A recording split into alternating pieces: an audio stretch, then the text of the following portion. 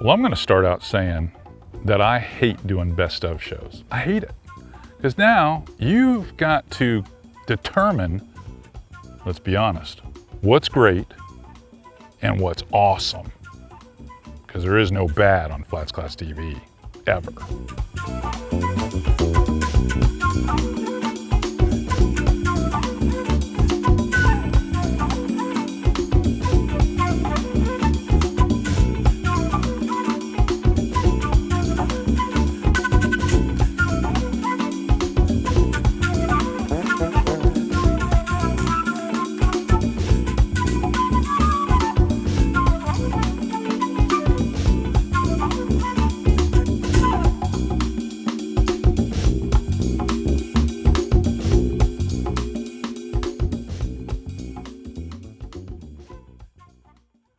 I'd have to, going back, looking at all the episodes we did this year, one that just kind of stood out on its own was the show that we did with Captain Justin Napier down there in 10,000 Islands. Because it was something different. Weather was challenging, but it was something really different because we were basically pulling ourselves hand over hand through these mangrove tunnels and bow and arrow casting and trying to short skip and do everything we could to catch fish.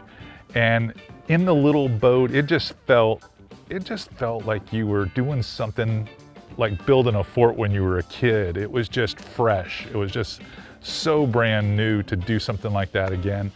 That one episode just really jumped in this whole season. It was just one of those fun ones to do. Let me see if I can do it with this short rod. Oh, we're playing with fire here, guys. I can tell you that. This is going to be a little 8-pound rod here. This is going to be either going to be really good or really bad. One's rolling in the corner up there. Should be coming towards us. Good hit. That's a get him up. Get him up. Get him up. Oh, it's a bigger one. That's not good. That's not good. I'm tangled up here. There you go.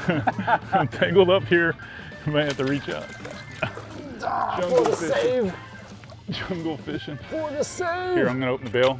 I don't want you to get sprung. I'm just tangled up in these trees. Got him. Teamwork. He's right in the bottom here. Who fishes like this? People that want to go on adventures. Yeah, this is adventure, all right. Got him.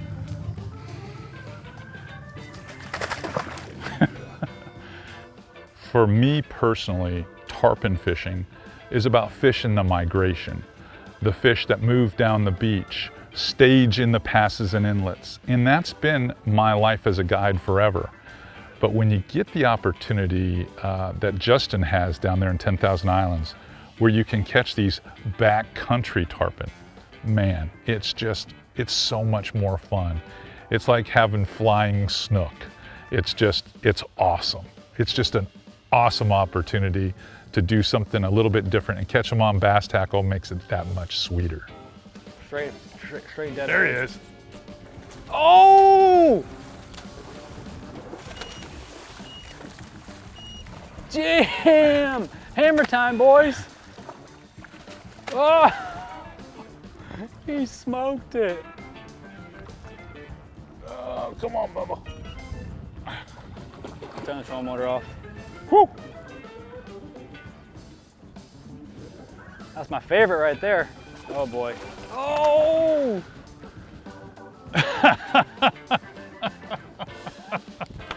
He crushed it. When That's he a first good hit it, fish, I too. thought, if this is a snook, it's gonna be one of my best. That's a good fish.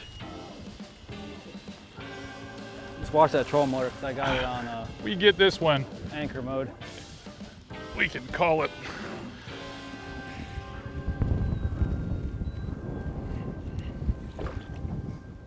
That's a stout one.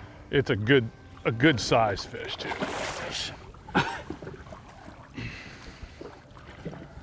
I got him on the hooks though.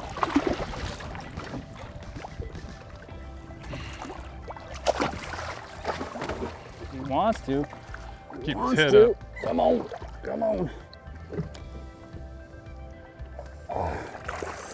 Dang it, puppy fingers. All right, I got him. Got him? Got him. I got that hook. Yep. Took a Mirrolure to do it. Took a Mirrolure, Lil Wayne, coming through. Took a Mirrolure to do it. Coming in clutch, Lil Wayne. Look at that beauty. Justin, what an amazing day of fishing. Yes, Unbelievable. Sir. Between the little micro creeks that you had us in, catching snook, and even these back bays where we've been busting these tarpon. This is just one of those unbelievable, it's a memory that I'm not gonna forget. It is a great fishery. 10,000 islands. As far as I'm concerned, this will not be my last trip. I hope so. It was a blast fishing with you. Absolute blast. Well, great fish right here. Look at this. What a beautiful fish. Look I at that beauty. might get my phone out and take a quick That's pic of you there. Too. Oh, If he'll let you. nope, he ain't letting me. He ain't letting you. Keep going. Awesome job, man. Wow, give me a handshake. Ah, Yes, sir. that one sends us back to the marina right there. Damn, good. That's the one we were fish. looking for. Hammer Not a time. micro poon, but a No, legitimate poon. That was a. And on bass gear.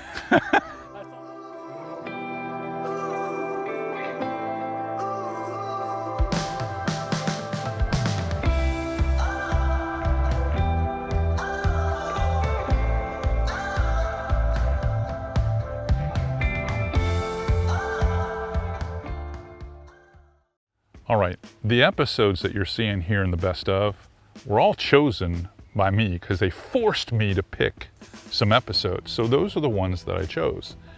Now, this episode, I'm gonna say, was a team pick. It was a producer's pick, if you will, an editor's pick, if you will. Because Solo Cobia was a show that we shot 6 or 7 seasons ago. And the team, my team is young. Like, they call me Captain Dad. That's how young they are.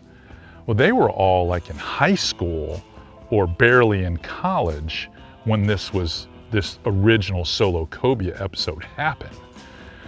And they laughed so hard to see like someone like me whiffing, constantly busting fish off, that we've got to do another Solo Cobia show. So when we did it this season, it was beautiful. They did a great job. It was kind of a redemption episode for myself, but they definitely wanted to put this one in the best of because they did a damn good job. They really did. Lateral Media did a hell of a job with this one.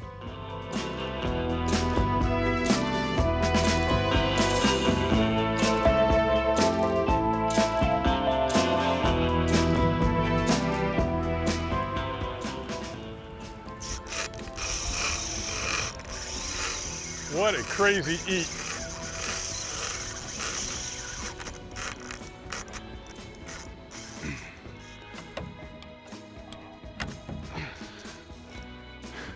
It's always fun to be Solo Cobia guy, you know?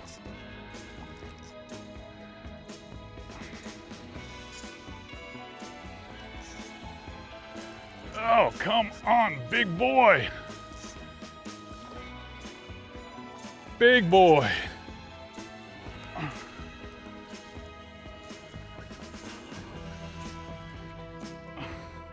Huh, he just popped out a crab. It's got to be one of the most fun things we do is do this Cobia show every couple of years. This one's a good one. Whew.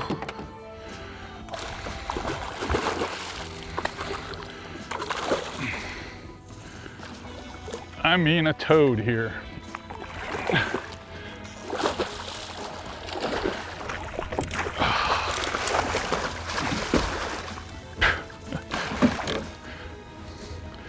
Woo! To take off, he is so lucky that I'm all about catch and release today because I need these guys in the water for clients later this week. The last time I did one of these solo trips was probably about 5 or 6 years ago, and it did not go this smoothly. A lot of frustration, but a little bit better prepared this time. I've got a better camera crew, makes me look better. Even though I felt like the episode went the way I wanted it to, And the guys did an amazing job, not only shooting this particular episode, which made it so cool, but the editing was fantastic. There were still a few times where I missed the fish, and I let it get the best of me. Oh, come on, eat it. Eat it. God, man, I cannot believe that. 3 cobia on that one ray. 2 of them chased it down, none of them would eat it. Oh, man, he pulled off. I had him for a second. Had him for a second. Man, I mean frustrating. Gosh, gosh.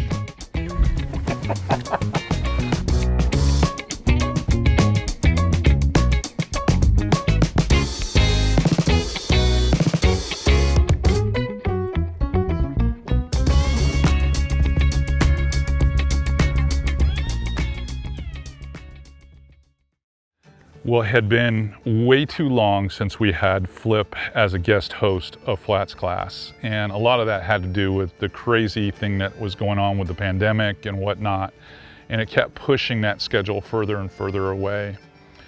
And I wanted not only to shoot an episode with Flip, but I wanted to spend time with him. It's, you know, every time I get to have a chance to hang out with him, it's a history lesson. It's understanding the importance of why things in nature are the way they are. It's like hanging out with your grandfather. I mean, he's that guy. And this was no different. So we sat around, we did a little bit of cooking. He had been hanging on to this guava foot for my push pole for me for over a year, cured it for over a year, and he had done some prep on it. And he was anxious, I mean super anxious to get it on the bottom of my push pole. And I think one of the moments of levity, if you will, for everybody, the camera crew at Lateral Media, myself, and I even saw Flip's eyebrows raise when he touched the blade. When he touched the blade on that carbon push pole and it started getting choppy and dancing all over the place. And the only thing he said is, well, that didn't go well. Everyone cracked up.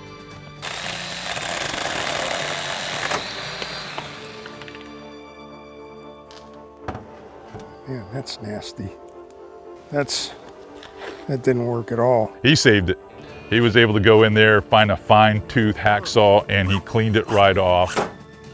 We have to really rough up the inside of the pole so the epoxy has something to grab to. Yeah.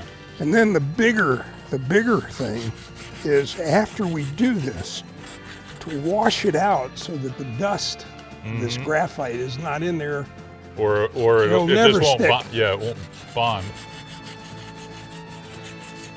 All right, I'm gonna go get some acetone to clean this out. Okay. If you wouldn't mind, just keep doing it. rasping the inside of that, only about this far in. Yeah.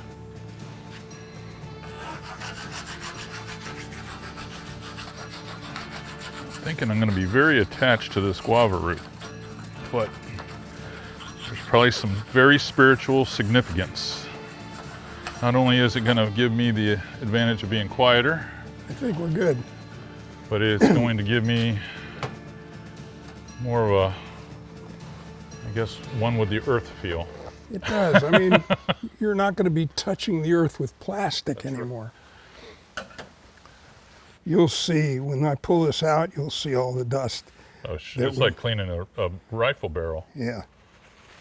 Very good. After you run a lot of rounds through it. That's a good analogy. I mean, that is a very good analogy. And what I do is, just like a rifle barrel, I do this until I pull it out clean. Mm-hmm. And then I know I'm going to get a good bond. He went thoroughly through how you attach the natural guava foot to your push pole and then allow it to cure and set up.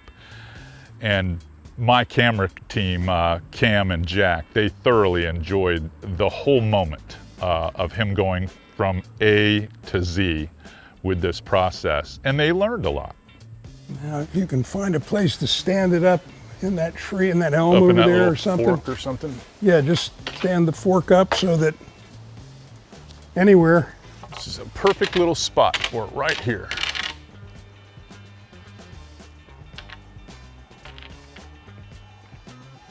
When I go back in time and I think about the first time Flip and I fished on film, it was one of the most epic shows we ever had. We caught like 4 nice sized cobia, and it was out of sight. It was spectacular. It was the way I needed it to happen.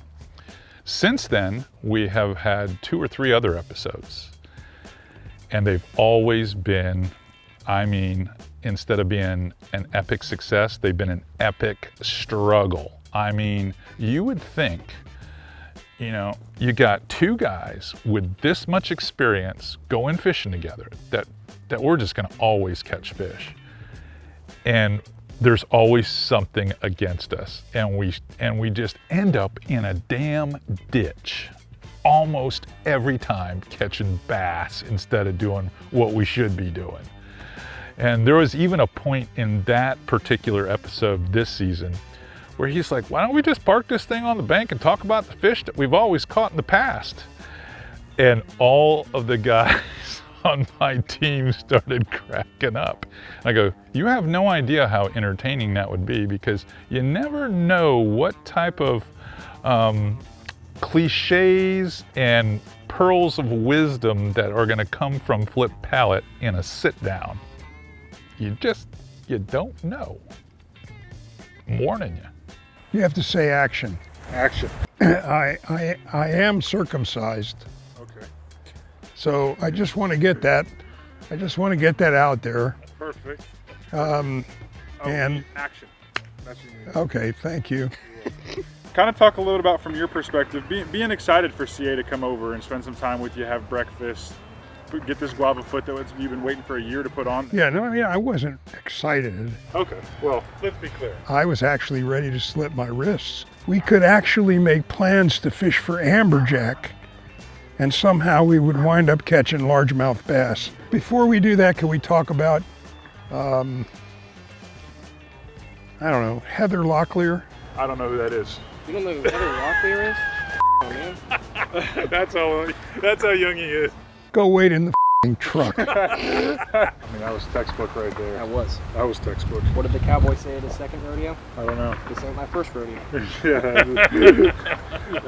What did he just say? He said, what did the cowboy say at my second? I know what he said.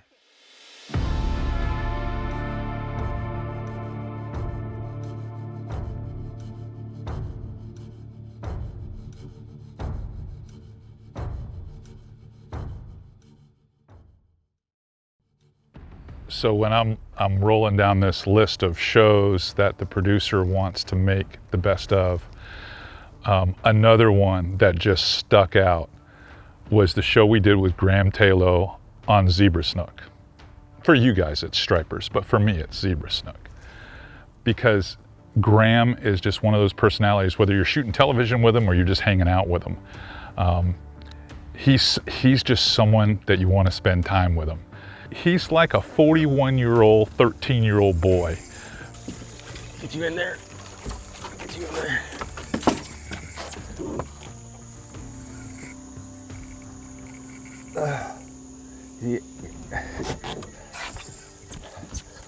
We get you in there. Oh, that's a good one too. Look at that thing. He's trying to go under the underhang. I'm doing all I can. There's not a whole lot I can do, man. There's No, not he's a in the tree. Come on. Oh, he swam over. Swam over. This one wanted me to catch him, maybe. Oh. Don't go out the back door, dude. Oh, God. This will be officially my largest zebra snook. That is a good one. I've got a net forward if we need it. Hey, I'm doing all I can. I might need to get it for this guy. Whoa. Whoa. Boy, this one tested my rod. That is a big one. Yeah, that is a hoss. That's not gonna be big enough. You're gonna I can't get it open.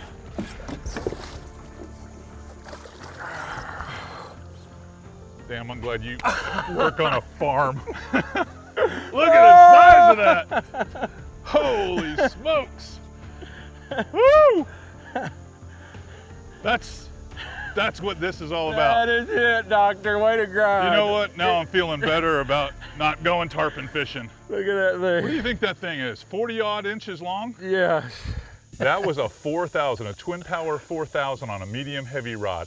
At best, the biggest fish I've ever caught on that rod is maybe 18 to 20 pounds. And that fish there was a good third bigger than that. It had to be 25 to 30 pound fish. And in that where you can't let them run. Look at that. I mean, you just gotta stop them. That's incredible. Booby Trap City. Good work. Good work. Incredible. Incredible. As many challenges as we had, like I alluded to when we started this episode, the best of episode, it was a successful season. And it was the first season that my son and Spencer at Lateral Media had put together for me. And I think it was never dull. We had a lot of laughs. We had a good time wherever we shot film. We had some great guests. And really, every show should have been on this best of, if you ask me, because they were all really solid episodes this season. So I'd like to thank all the guest hosts, and I'm looking forward to my 17th season next year and having Lateral Media do just as strong a job as they did this season, as you can see.